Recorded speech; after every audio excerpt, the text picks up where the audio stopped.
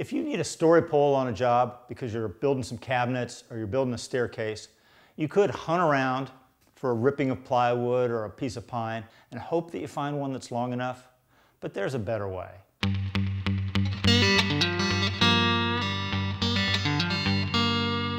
Years ago, Bob Bullock sent us a tip about using drywall tape as a story pole.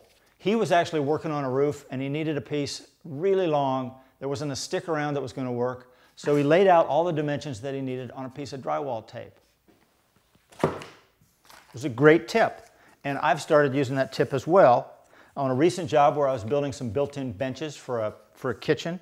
I used this and ran the paper horizontally. I pinned it into place on the wall with push pins, and then I marked the locations of light switches, window trim, pipe that was coming through the wall. Every critical dimension that I needed got marked on this piece of paper. Now this has a couple advantages. One, it's really easy to write on, easier to write on this than it is a stick. You can have whatever length you need, but you do end up with some pretty long pieces of paper.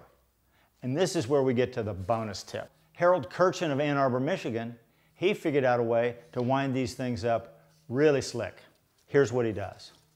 He takes a piece of PVC pipe, cuts it off at about 6 inches, and he makes a slit down the length of it. Then he gets a hole saw that's just a little smaller than the diameter of the pipe and inserts that hole saw.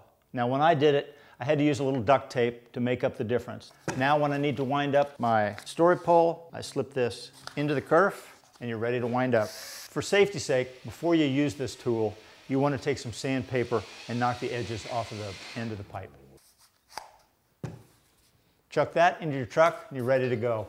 Great tips. Thanks, Bob and Harold.